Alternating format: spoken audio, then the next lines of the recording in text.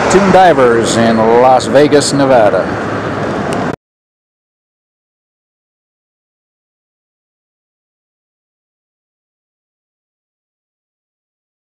You were just saying that there are 8 dive shops here in the Las Vegas area. Thinking about that, what would you say the overall health of the sport diving industry is here in Las Vegas? Technically termed right now, it sucks. Ah, ouch. It's the economy, recreational, we are discretionary income, and with this economy, it's gone to zero. Mm-hmm. Nobody, and we all know each other, and we all communicate and talk, and it's tough right now. Manufacturers are hurting because nobody's buying in the dive stores because nobody's buying from the dive stores. Right. So those stores that are financially sound and can hang on will be there, but it's already been a year and a half, and I can see it going another until mid-2010 at the earliest when it starts picking up. Wow. And possibly not even until 2011. Ouch. So it's going to be really bad for the next several months. Mm-hmm. Do you have any active dive clubs here in the area? There are. They're associated with shops. One of my competition, they have an active dive club. We had one. It kind of went by the wayside as dive clubs do. They're real active for a while, and they lose thrill, and then they go down. And hopefully, this one will be picking back up again. We'll continue to provide them with the facilities and everything else. There was one dive club that was kind of universal, but they ended up tagging up with a shop finally, and then that shop went under, and the dive club disintegrated. Yeah. It takes an awful lot of momentum to keep a dive club going. A few motivated people that get yelled at by everybody else, and nobody wants to stop in and say, oh, you know, sure, I'll do that. They'd rather complain than take leadership roles.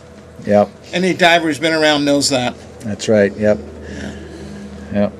Well, we've got, of course, as you might understand, there are numbers of dive clubs up in the area, some of them more active than others, but probably the biggest one and the most active one is New York State Divers Association.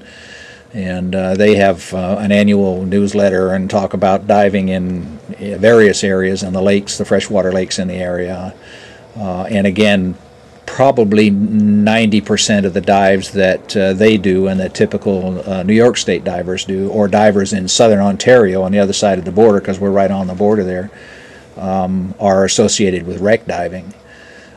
Because of the nature of the water that we dive in, which is also freshwater and very cold in some parts of the year, many of the wrecks are in excellent condition, and in fact we can dive wooden wrecks that sank in the late 1812s, for example. That's what I've heard. I've seen pictures of sailing ships with sails still hanging, ropes hanging down. That's right. Most of those wrecks, though, are not reachable by your average sport diver, but there are a number of them that we take out on the boat that I drive up in the St. Lawrence River that are full hulls that you can actually go below decks on in these wooden vessels. It's pretty amazing stuff. Oh, yeah.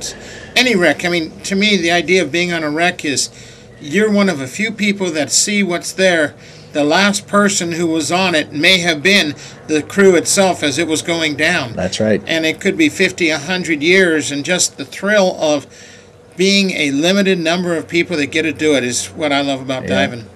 And if you think about it from an archaeological standpoint, the interesting thing about these wrecks is that because they're not as easily accessible, they are, in effect, a time capsule. Yeah, they're many time capsules. That's right. All the technology and the society and everything that was there when that boat went down is still there for those who want to examine it. I just attended a briefing at the University of Las Vegas by a man who is working on Lake George, I guess, Lake George Valley, south of Champaign Valley, and they have the 1787 fleet or whatever of hundreds of small boats, and some of them just absolutely pristine condition, which allows them to go back and look and see what was it like in those days. Yeah, it's pretty interesting stuff. Yeah, it is. Do you guys, I mentioned earlier a season. Do you have a season here? We actually dive 24/7, 365. In the wintertime, I said, we get down, right now the water temperature is at 54. But you can see a beautiful day like today, no wind. The air temperature is probably cooler than the water temperature, so it feels a little bit better when you get in. Summer obviously picks up because people think warm water, and our water temperature gets up to 82, 84. However, you hit several thermal climbs, and down there at about 100 feet, you're going to be at 54. So yeah, seasonal, we can do any time of year, but mainly in the summer. All right. Huh. Interesting. Well, again, we want to thank you for your voicing your opinion, and if you'd like, state your name again, the dive shop, your location, your web address, etc., so that other divers can have a look and get to know you. It's Steve Casso at AAI Neptune Divers in Las Vegas. We do have a website, actually two of them. One is Nevada-scuba.com, and the other is Dive Nevada. Dive Nevada is coming online. Nevada-scuba has been out there a while.